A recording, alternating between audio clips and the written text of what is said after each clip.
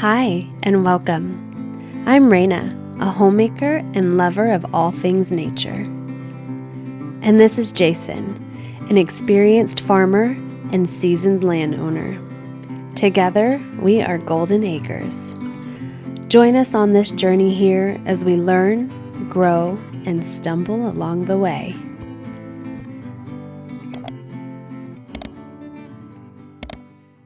So we're going to talk a little bit about the water system that we have here at the farm.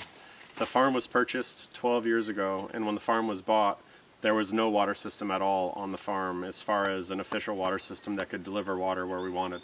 The land was purchased as raw land. Now, we were told that there were 2 artesian springs on the property, and we located them with the help of the previous owner.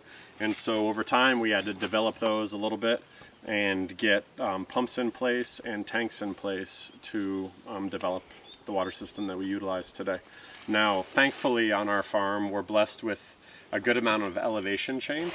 Approximately 1,000 feet of elevation difference from the bottom of the land to the top of the land. Right down in this area, I'm not exactly sure how well you can see that, but there's a valley down there. And that is actually where 2 of our springs are, or both of our springs. And at that point, we harnessed the water in 3 locations, right next to each other. And we harness it into 5/8" poly tube.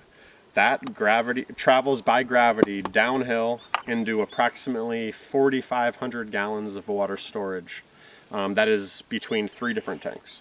And from the 3 tanks, as they overflow, they just overflow right back down into the ravine, which is not a big deal. But they also have a port that goes into our spring pump, or the pump area. It runs into what is called a Dankoff pump out of Germany, and it's known as a slow pump. There is 1 solar panel that is hooked up to it, and it pumps it from down in that valley, roughly 300 feet of head, as it's called. That is 300 feet of vertical elevation up this hill, up until right above me, into one of our water tanks. Now from that water tank, it then travels by gravity downhill into 2-inch main line, and that 2-inch main line runs down to the cabin area, it runs down to the pigs, and it distributes all over the farm from that point. The reason that we have 2-inch main line running out of the tanks is because it provides the best amount of pressure. And we do have phenomenal pressure here, all from gravity. There's no pumps whatsoever. So right here, you could see the 2-inch main line actually coming off the hill from our tank, which is located above.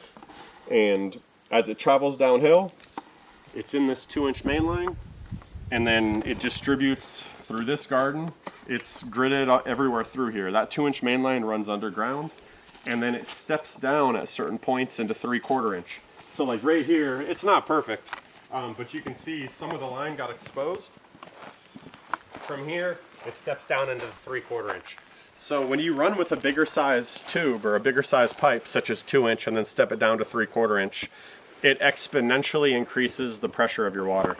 And so you end up with phenomenal pressure, all from gravity, which the beauty of gravity is, takes no power, takes no energy, and it's around us at all times. So as you can see, we have the water turned on right here. It's a simple 3/4 inch hose running out of 3/4 inch PVC. And one thing that I will say that is deceiving when you're working with this much dirt is just how much water it takes to saturate soil like this. And so I told you all earlier that we have approximately 1.5 to 2 yards of dirt per box. 1 yard of dirt is 300 gallons, to put it in perspective. Everybody knows what a 5-gallon bucket is, so just think what 300 gallons is, or a 55-gallon drum. So, I mean, this is, what, 6, 7, 8 times more than that. And so, when you think about saturation of the dirt, a 10% saturation, which really isn't that saturated, would be 30 gallons on 300 gallons of dirt. We have more than that. And so, I've timed out how much water comes out of this hose, and it's approximately 5 to 6 gallons per minute. So do the math. If you want to water 30 gallons, you're looking at 5 minutes of water out of a hose. And so that's why when you get on a garden this level, drip system's everything. You just don't have enough time in the day.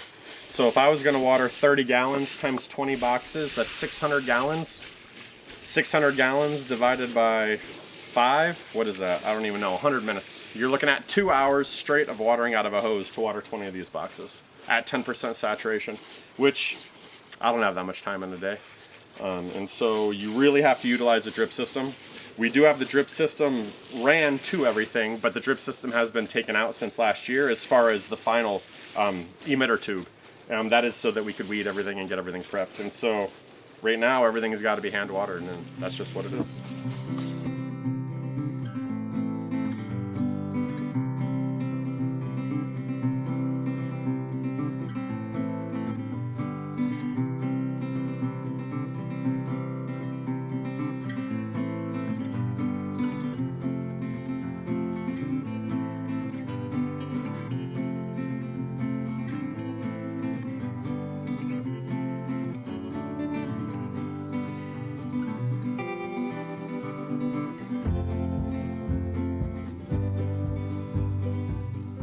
And so that is the basis of our water system.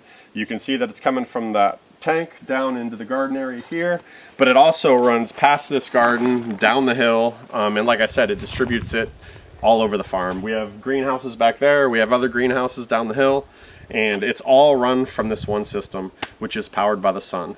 We have no batteries whatsoever. It's an on-demand system, so that solar panel is hooked right into the pump, and when the sun is not out, the water's not pumping, and when the sun's out, the water's pumping. It pumps roughly, depending on the sun we have that day or how cloudy it is, 600 to 1,000 gallons per day, which sounds like a lot of water, but late in the season, when the plants are big, we're pretty much tapped out, meaning we're using all the water that's pumping up the hill. And so that will need to be addressed eventually, and we'll have to add another pump and another panel down there, but it's all in due time. And so that is the basis or basics of our water system and how it operates here at the farm.